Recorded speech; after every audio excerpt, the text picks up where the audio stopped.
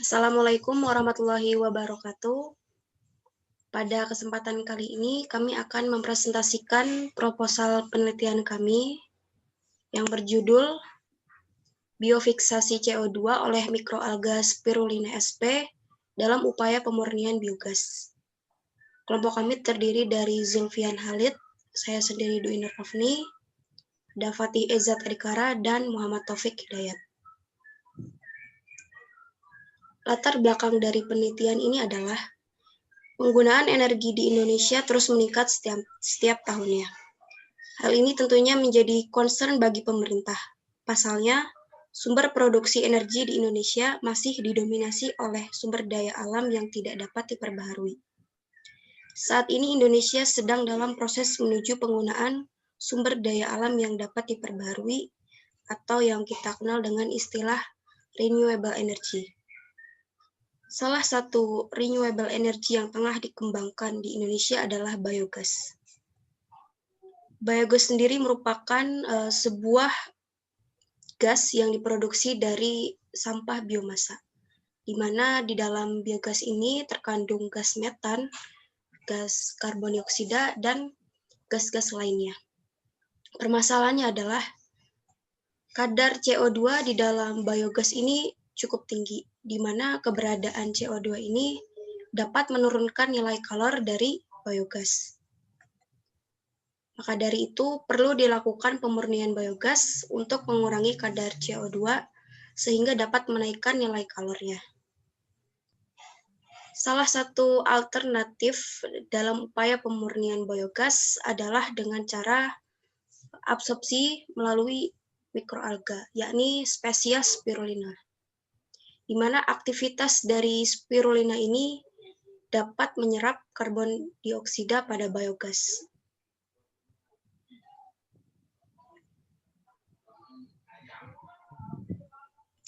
Ya, kemudian masuk ke rumusan masalah. Rumusan masalah penelitian ini yang pertama adalah bagaimana pengaruh konsentrasi spesies spirulina dalam proses fiksasi CO2. Yang kedua adalah bagaimana pengaruh pencahayaan atau light and dark cycle terhadap fiksasi CO2 oleh spesies spirulina. Dan tujuan dari penelitian ini yang pertama adalah mengetahui pengaruh konsentrasi spesies spirulina dalam proses fiksasi CO2.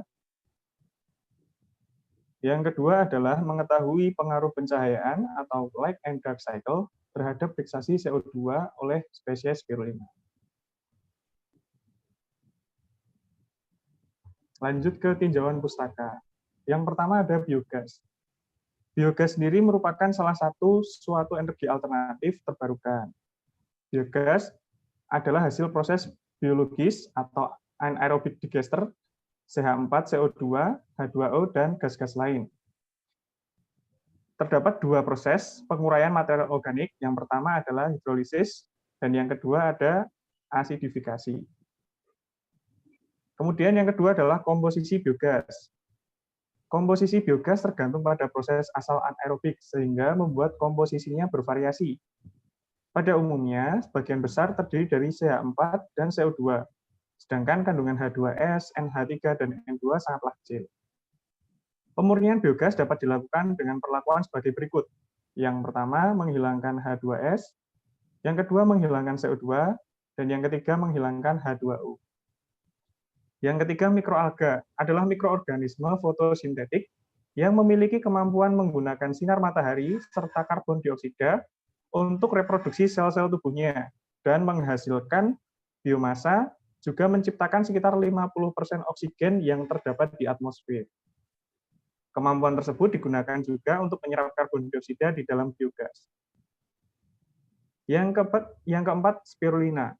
Spesies spirulina dengan nama lain alga biru hijau berfilamen cyanobacterium adalah salah satu makhluk autotrof yang memiliki sel berkolom membangun filamen terpilin yang bentuknya seperti spiral atau helix.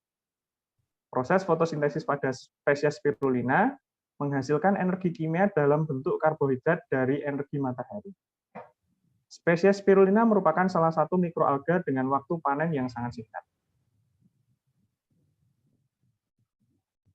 Baiklah, kita akan masuk ke bagian kelima, yaitu adalah kultivasi mikroalga dalam fotobioreaktor. Nah, jenis-jenis dari fotobioreaktor ini terbagi menjadi 3 macam. Yang pertama itu adalah open ponds. Di dalam open ponds ini dia merupakan bioreaktor yang menggunakan sistem terbuka, dan juga di dalam reaktor ini dia menciptakan arus pada sirkular dengan satu pedal well atau well pedal. Nah, di dalam open ponds ini dia ini menggunakan media air alam seperti danau. Kemudian pada dindingnya itu dia terbuat dari bahan yang berdasar dari PVC atau polyvinyl klorida.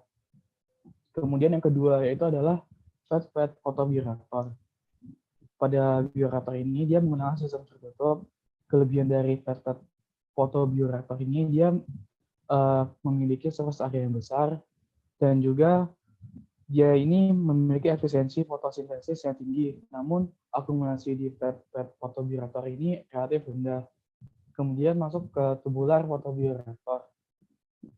Pada photobioreaktor ini dia menggunakan sistem terbuka, dan juga di dalam tubular photobioreaktor ini dia ini mengoptimalkan dengan meningkatkan sistem pengadukannya sehingga kebidanan massanya akan meningkat. Kemudian lanjut ke fotosintesis. Fotosintesis ini apa sih? Fotosintesis ini yaitu adalah suatu proses konversi energi dari sinar matahari. Yang dimaksud dari konversi energinya itu adalah di dalam kasus ini yaitu untuk mengkonversi senyawa anorganik yang dirubah menjadi senyawa organik yang dilakukan oleh tanaman yang memiliki klorofil atau fotoautotrof.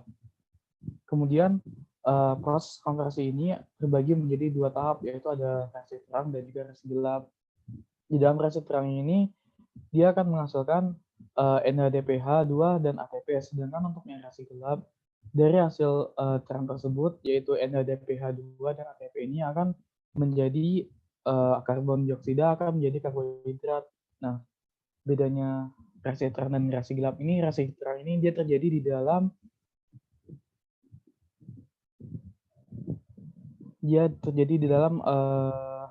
tilakoid, sedangkan untuk yang reaksi gelap dia terjadi di dalam kloroplast. Kemudian masuk ke dalam Calvin cycle atau dark reaction. Nah, di dalam proses ini terdapat 3 siklus. Yang pertama itu adalah karbokilation, yang kedua itu adalah reduksi, dan ketiga itu adalah regenerasi. Tahap pertama itu adalah karbokilation. Dia ini membentuk 2 molekul 3 fosfat glycerida atau 3 PGA. Yang kedua ini reduksi, dia membentuk gliserida 3 fosfat atau PGAL atau trifosfat. Yang ketiga dia mengkonversi PGAL ke ribosa 1,5 bisfosfatir BP, sehingga akan terjadi satu siklus karena hasil dari regenerasi ini akan kembali ke proses yang karbokilation. Kemudian masuk ke dalam biofikasi karbon dioksida. Pada saat gas CO2 masuk dalam kultur, proses yang terjadi adalah pembentukan senyawa bikarbonat pada ekstraseluler berikut. Persamanya itu adalah karbon dioksida ditambahkan air menghasilkan HCO3, dan produk satunya itu adalah haplas. Kemudian pembentukan senyawa organik seperti glukosa dan ion OH menggunakan energi ATP dan NADPH yang berasal dari reaksi terang.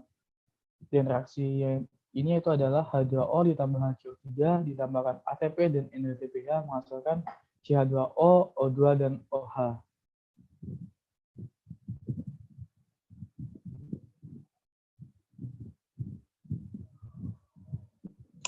Selanjutnya yakni mekanisme biofiksasi dari CO2. Di dalam proses ini terdapat 3 macam absorpsi, yakni yang pertama physical absorption atau absorpsi fisik. Penyerapan terjadi dikarenakan adanya interaksi fisik pelarutan gas ke fase cair. Yang kedua, chemical absorption atau absorpsi kimia.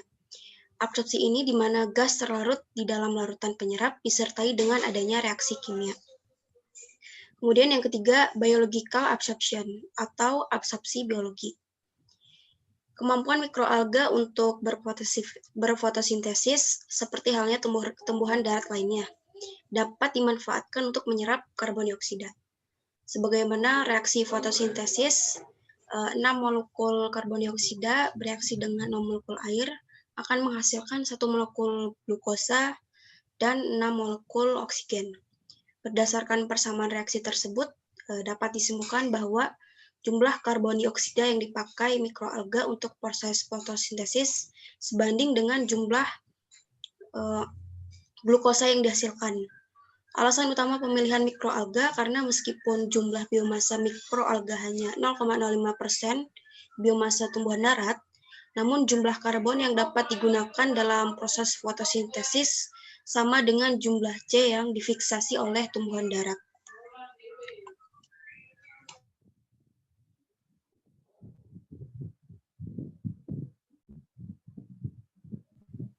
Ya, kita beralih ke metodologi penelitian. Jadi, ada alat dan bahan penelitian yang akan digunakan. Untuk alat yang akan digunakan dalam penelitian adalah pengaduk, aerator, bak plastik, oven, buret, Erlenmeyer, pipet, dan stirrer.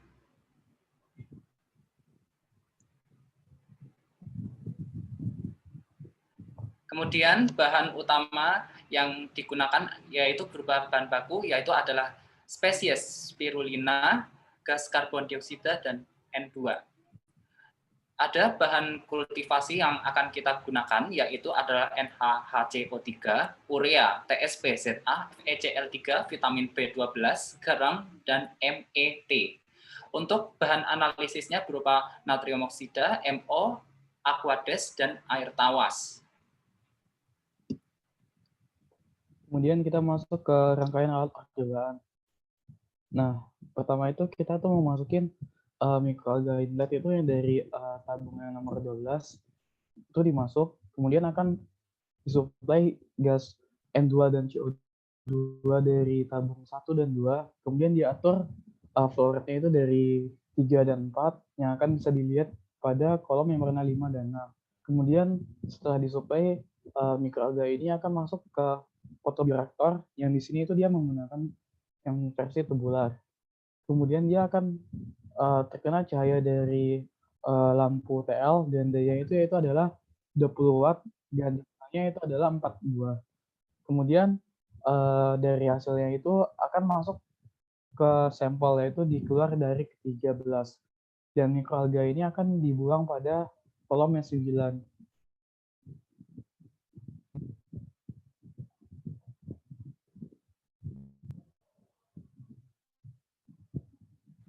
Ya, untuk variabel penelitian ini terdiri dari variabel bebas. Jadi yang pertama itu adalah konsentrasi spesies spirulina sebesar 20%, 40%, dan 60%, serta variasi pencahayaan, yaitu ada 6 jam pencahayaan dan 6 jam tanpa pencahayaan. Kemudian variabel terikatnya yaitu ada konsentrasi CO2. Kemudian variabel kontrolnya terdiri dari suhu, laju alir, komposisi nutrien, dan optical density atau OD.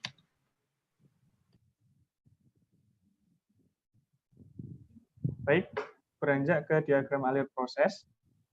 Pertama-tama dilakukan pengenceran mikroalga. Dalam kasus ini, spesies spirulina.